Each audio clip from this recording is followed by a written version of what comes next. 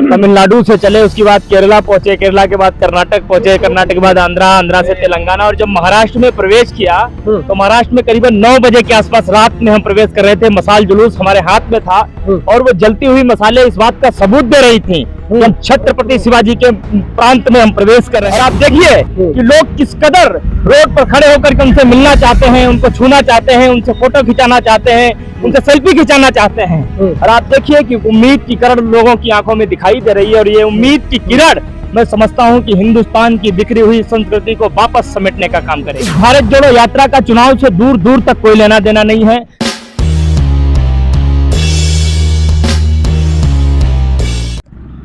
भारत जोड़ो यात्रा का आज 63वां दिन है। लगातार जो है गोपाल तिवारी इस भारत जोड़ो यात्रा में राहुल गांधी के साथ चल रहे हैं। क्या कहेंगे, कैसा रिस्पॉन्स मिल रहा है लोगों का? बहुत खूबसूरत रिस्पॉन्स मिल रहा है। और आप देखिए कि हम तमिलनाडु से चले, उसके बाद केरला पहुंचे, केरला के बाद कर्नाटक पहुंचे, कर्नाटक के बाद आंध्रा, आंध्रा से तेलंगाना, और जब महाराष्ट्र में प्रवेश किया तो महाराष्ट्र में करीबन 9 बजे के आसपास रात में हम प्रवेश कर रहे थे। मसाल जुलूस हमारे हाथ में था और वो जलती हुई मसाले इस बात का सबूत दे रही थी कि हम छत्रपति शिवाजी के प्रांत में हम प्रवेश कर रहे हैं। और जब प्रवेश होने के बाद यहाँ की जनता ने भारत जोड़ो यात्रा का जो स्वागत और सम्मान किया, वो इस बात का सबूत था कि राहुल गांधी के कदम परिवर्तन की हवा को लेकर के आगे बढ़ रहे हैं और पूरा देश उनके साथ खड़ा है। तमाम वो लोग जो नफरत करते थे कांग्रेस से, जो नफरत करते थे राहुल गांधी से, जो नफरत करते थे एक ऐसी विचारधारा से जो देश में अमन चैन शांति कायम करना चाहती हो, उसके खिलाफ जो खड़े थे, आज हवा बदल रही है।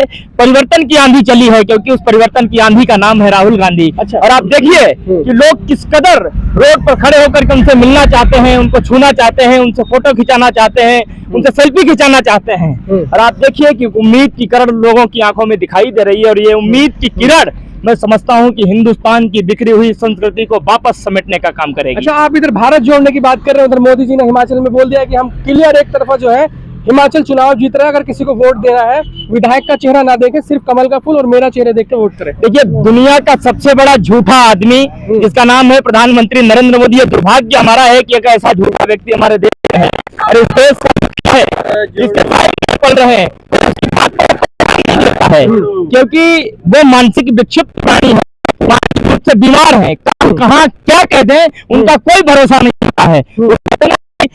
की लाश होता है, इस पर क्या टिप्पणी करना। उससे पहले भी बोले थे चुनाव जीतेंगे, तो गुजरात जीते, उत्तर प्रदेश जीते, बोलने दो। देखिए, वो सिर्फ चुनाव की राजनीति कर सकते हैं। इस भारत जोड़ो यात्रा का चुनाव से दूर दूर तक कोई लेना देना नहीं है, क्योंकि जब देश के लोग जब एक साथ होते हैं, देश की जाति एक साथ होती है, देश के गांव एक साथ होते हैं, शहर एक साथ होते हैं, प्रदेश एक साथ होते हैं, तभी हमारा खूबसूरत भारत बनता है। इसीलिए तो हम कहते हैं अलग अलग तरीके के फूलों को हमने जब एक गुलदस्ते में सजाया, तभी तो इसका नाम हिंदुस्तान कहा गया। और इसीलिए इसको कहा जाता है कि हिंदू मुस्लिम सिख ईसाई आपस में सब बहन भाई। अब हम अगर राजनीति को दूर रख करके इस यात्रा को कर रहे हैं, हम ये कह रहे हैं कि हम इस देश से नफरत को मिटाएंगे, और हमने नफरत का जवाब नफरत से नहीं दिया। हमने कहा कि तुम नफरत फैलाते जाओ, तुम नफरती बोलते चले जाओ, लेकिन फिर भी हम हंसते हुए मुस्कुराते हुए तुम्हारे अंदर से उस नफरत को खींच कर निकाल करके उसके अंदर प्रेम के बीज बोएंगे। अगर हम ये कर रहे हैं तो उनको तकलीफ हो रही है। इसीलिए नरेंद्र मोदी को, तमाम इनके वरिष्ठ नेता, वरिष्ठ प्रवक्ताओं को कभी राहुल गांधी के जूते नजर आते हैं, कभी तो उनकी टी शर्ट नजर आती है, और इस बात का अंदाजा इस बात से लगाया जा सकता है कि इनकी सोच कितनी छोटी है, इनकी मानसिकता कितनी गिरी हुई है। और उस गिरी हुई मानसिकता का ही सबूत है। कभी तो वो इस यात्रा में चल रही तमाम हमारी बहन बेटियां जो राहुल गांधी के हाथ में हाथ थाम करके चल रही हैं, उनके ऊपर किस किस तरीके की टिप्पणी करते हैं, ये इस बात का सबूत देती है कि ये पूरी तरीके से विक्षिप्त मानसिकता से भरे हुए लोगों की पार्टी है। अब हम लोग इस पर टिप्पणी भी नहीं करते हैं। हमारा मकसद है कि हम कन्याकुमारी से कश्मीर तक एक बहुत बड़ा सफर, जो कि अब बहुत छोटा सा लगने लगा है, हमारे पैरों में छाले हुए, पैरों में दर्द हुआ, कई जगह बारिश हुई, कई जगह रहने की व्यवस्थाएं नहीं थी, लेकिन प्रकृति ने एक ऐसी ऊर्जा हम लोगों के अंदर भर दी कि कुछ दिखाई नहीं देता है। हमको सिर्फ यह दिखाई देता है कि 3570 किलोमीटर का सफर हमें पूरा करना है, और उसके बाद आपको पता हो तो एक रूट मैप और तैयार कर लिया। यह यात्रा जो है हो रही है कन्याकुमारी से कश्मीर तक, दूसरी यात्रा हमारी शुरू होगी जो चलेगी पूरब से पश्चिम की ओर चलेगी।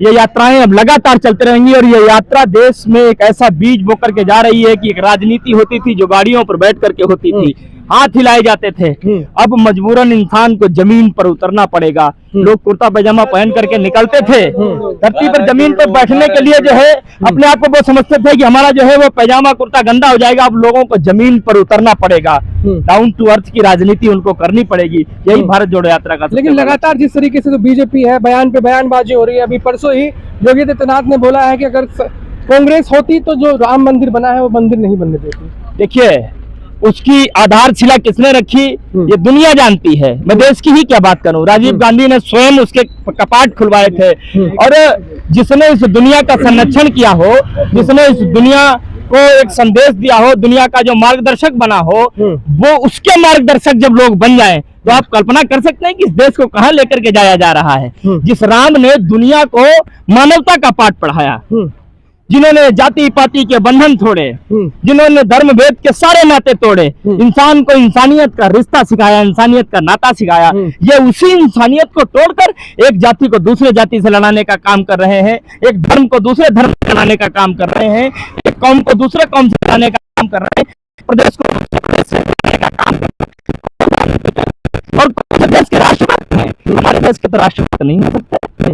हमारे राहुल गांधी कहते हैं कि हमारा देश एक है। हम जहां तक चलते चले जा रहे हैं, जितने लोगों से मिलते चले जा रहे हैं, सब ये कह रहे हैं कि अभी हमें चुनाव से लेना देना नहीं है, हमें जीत हार से मतलब नहीं है, हमें हमारी इस देश की संस्कृति से मतलब है, जिसको बिखेरने के लिए, जिसको तोड़ने के लिए दिन रात काम किया गया, मीडिया से लेकर इनके तमाम संस्थाओं का प्रयोग करके इस देश की मूलभूत संरचना को तोड़ने का काम किया गया। उस संरचना को तोड़ने से बचाने के लिए हम सबको एक साथ आना होगा, और ये भारत जोड़ो यात्रा इसका लगातार संदेश ले रही है। आप देखिए शब्दों का फेर, राहुल गांधी जी कहते हैं यहाँ संदेश देने नहीं आए हैं, हम लोगों का संदेश लेने आए हैं, हम अपनी बात कहने नहीं आए हैं, हम लोगों के दिलों की बात को सुनने के लिए आए हैं।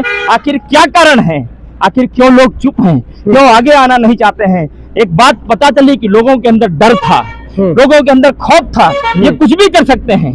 लेकिन अब लोग कह रहे हैं कि कोई है जो खड़ा है डट करके, आंधी के खिलाफ खड़ा है जो डट करके, और हमारे साथ इस लड़ाई को लड़ने के लिए आगे वो नेतृत्व कर रहा है, तो हमें पीछे खड़े होने में कोई दिक्कत नहीं है। और बड़ी खूबसूरती के साथ कभी 50,000 कभी लाखों की संख्या में लोग पीछे होते हैं, और क्या हुजूम है, ये तस्वीरें इस बात को गवाही देती। चलिए, एक आखिरी और अहम सवाल, आपने कहा कि मीडिया की आपने बात की, जिस तरीके से लगातार जो मीडिया है सवाल खड़े कर रहा था, लेकिन एक मीडिया ऐसा भी है वो ये कह रहा है कि राहुल गांधी जो है डर गए हैं, गुजरात में जा रहे हैं, चुनाव हारने का डर है क्या? वो डरे हुए हैं, इस बात का सबूत जो है तमाम इनके नेता, तमाम इनके पदाधिकारी दे रहे हैं। स्वयं बाबा रामदेव अब तो कहने लग गए हैं, पहले तो वो क्या कहते थे आपने उन शब्दों को सुना होगा, अभी वो कहने हैं हमारे राहुल भाई, जो है नेहरू जी ने पदयात्राएं की, इंदिरा गांधी जी ने पदयात्राएं की, हमारे राहुल भाई। देखिए शब्दों में कितना प्यार आया है, आप समझिए। इसीलिए अब हम कहते हैं कि ले मसाले चल पड़े हैं लोग मेरे देश के, अब अंधेरा जीत लेंगे लोग मेरे देश के। पूछते हैं खेत और पूछते खलियान भी, कब तक लुटते रहेंगे लोग मेरे देश के। ले मसाले चल पड़े हैं लोग मेरे देश के, अब अंधेरा जीत लेंगे लोग मेरे देश के। चलिए, शुक्रिया हमसे बात करने।